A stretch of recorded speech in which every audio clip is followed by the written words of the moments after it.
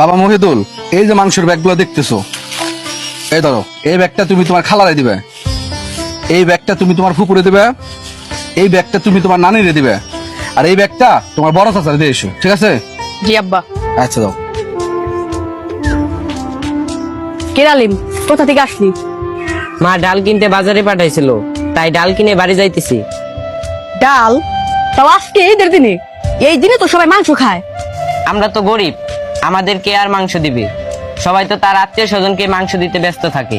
আমাদের তো এই সারা বছরই ডাল ভাত খেয়ে থাকতে হয়, আজকে এই ঈদের দিনও আমাদের ডাল ভাত খেয়ে থাকতে হবে। আর হয়তো তুমিও তোমার কোনো আত্মীয়র বাড়ি মাংস দিতে যাইতেছো। হ্যাঁ আলিম, তুমি ঠিক বলছো। আমি আমার আত্মীয়দের বাড়ি মাংস দিতে যাইতেছি। ঠিক আছে, তুমি যাও, দেরি করলে তোমার মাংস নষ্ট হয়ে যেতে পারে।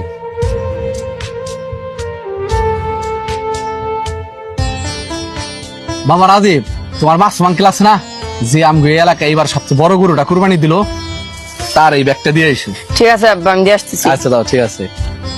কিরে বাবা, মাংসের ব্যাগগুলো সবাই দিয়ে আইছো তো?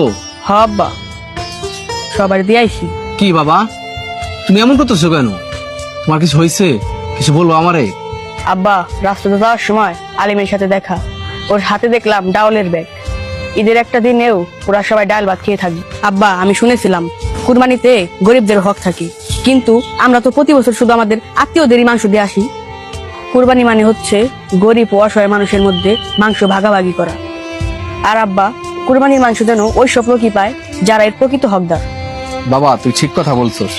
আমরা ওই সব লোকদেরই মাংস দিয়ে থাকি যারা নিজেরাই কোরবানি দিতে পারে, আর আমরা এই কারণে দেই যাতে তাদের সাথে সম্পর্ক ভালো থাকে, তারা আমাদের ভুল না বোঝে। কিন্তু তুই আমার চোখ খুলে দিছস। এই নে বাবা, এই মাংসের ব্যাগটা আলিমের বাসায় দিয়ে আয়। ঠিক আছে আব্বা। আচ্ছা যা। আলিম, এ আলিম, কি হয়েছে মহিদুল, তুমি ডাকতেছো কেন? এই দেখো আলিম, তোমার জন্য মাংস নিয়ে এসেছি।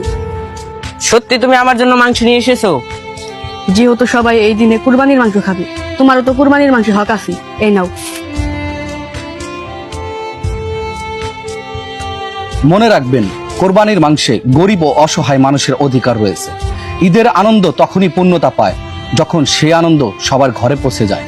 তাই আসুন, এইবারের কোরবানিতে আমরা শুধু নিজেদের মানুষদের নয়, সেই মানুষগুলোর কথাও ভাবি যারা সারা বছর অপেক্ষা করে ঈদের এক টুকরা মাংসের জন্য।